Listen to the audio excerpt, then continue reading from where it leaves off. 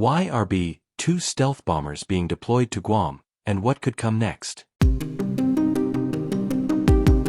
The U.S. could stage the B-2s at its base on Diego Garcia in the Indian Ocean. Iran reportedly threatened to attack the base in April. As the war between Iran and Israel continues, Fox News confirmed earlier reports that B-2 stealth bombers took off from Whiteman Air Force Base in Missouri and headed to Guam. A Reuters report, quoting one U.S. official, said no order was given to move the planes beyond Guam. Reuters said it wasn't clear if the deployment was linked to the rising tensions in the Middle East. The UK Defence Journal reports the stealth bombers were accompanied by 8 KC-135 Stratotankers, which would allow for mid-air refueling. The journal suggests the bombers' ultimate destination may be Diego Garcia, a U.S. base in the Indian Ocean. Here's what to know about the path that the B-2s might take, the role Diego Garcia has played amid escalating tensions with Iran, and why the B-2s are critical to a possible mission at the well-fortified Iranian nuclear site at Fordow. What is the B-2's likely destination? Retired Navy Commander Jim Puck Howe told Fox News Digital the stealth bombers can easily make it to Guam in a single flight with one mid-air refueling. Howe said the Stratotankers' fuel capacities are unlikely to keep the B-2s aloft if their ultimate destination is the significantly farther island base of Diego Garcia. Howe says that while the U.S. could attack Fordow from Guam, it makes a lot more sense to launch an attack from Diego Garcia due to its proximity to Iran. What is Diego Garcia? Diego Garcia is a base 2,400 miles south of Iran. Its strategic value lies in its deep water port, a long runway that is capable of accommodating heavy bombers and advanced satellite communication systems, Aeronews Journal reports. The U.S. has utilized the base when managing threats from Iran in the past. 2 B-2s were deployed to Diego Garcia in March. The Islamic Republic of Iran threatened to attack the U.S. base in April. It is unclear whether any Iranian ballistic missiles are capable of reaching Diego Garcia. U.S. troops across the Middle East are said to face increased risk of attack should the U.S. enter the conflict. Why are B-2s vital in the current conflict? Each stealth bomber is capable of carrying two 30,000-pound GBU-57 massive ordnance penetrators, which are believed to be the most effective means of destroying the Iranian nuclear site at Fordow, which may be dug in between 300 feet and 2,600 feet below a rocky mountain. Mark Dubowitz, CEO of the Foundation for Defensive Democracies, told Fox News Digital, destroying Fordow from the air is a job only the U.S. can do. Why only bunker buster bombs could reach Iran's underground Fordow nuclear facility. President Donald Trump told Fox News' Sean Hannity that the U.S. used 6 bunker buster bombs to destroy the Iranian nuclear site at Fordow on Saturday evening. In addition, Trump said that the U.S. used 30 Tomahawk missiles, launched from U.S. submarines, to strike the Natanz and Isfahan facilities. Jonathan Rua, Director of Foreign Policy for JINSA, spoke with Fox News Digital about bunker busters, and how the U.S. might use them to eliminate the Fordow nuclear threat. What is a bunker buster?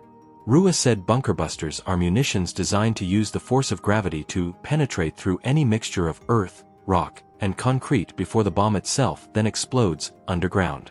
The explosion may either take out the target fully, or collapse the structure around the target, without necessarily obliterating it, he explained. Bunker busters come in multiple weight classes. Israel possesses 2,000 and 5,000-pound varieties. Only the U.S. possesses the 30,000-pound GBU-57A-B Massive Ordnance Penetrator, MOP. Developed under President George W. Bush, Rua says the MOP was designed specifically for targets like Fordow, where nuclear sites or command and control bunkers are hidden far underground. How many bunker busters are needed?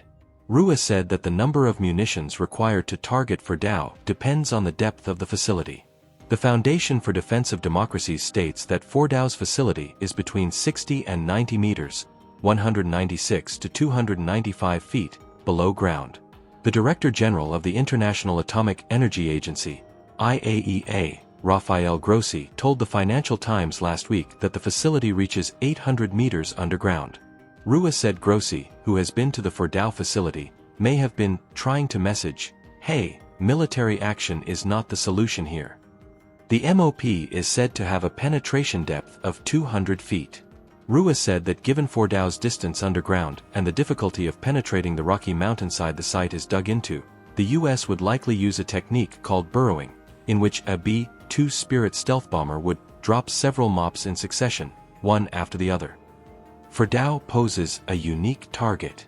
Rua said that pilots have to take into account the facility's multiple, narrow exit tunnels, and achieve the right angle of impact to penetrate the ground. Though Israeli air dominance over Iran has eliminated the need for stealth air assets, Rua believes the stealth B-2 would be the only tool adequate for delivering the MOPs. Rua said timing constraints make the use of B-52 bombers not relevant.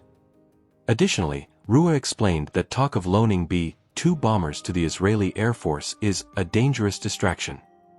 Not only is there 0% chance that the U.S. would give out this strategic capability, but Rua says training Israeli pilots to fly the B-2 would take several months. Can Israel take out Fordow?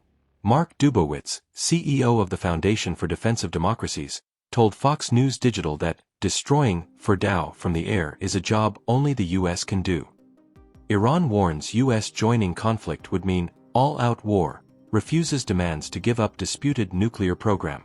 Given that Israel is very tactically inventive and very good at maximizing the capabilities they do have, Rua says that Israel could achieve its goals at Fordow without the MOP. Not only did Rua offer the unlikely but not impossible scenario where Israel might storm the site in a commando raid, but he said that Israel could use F-15s, escorted by F-35s, to deliver multiple 5,000-pound bunker busters over Fordow, utilizing the same burrowing tactic the U.S. would likely employ. Differing expectations for Fordow.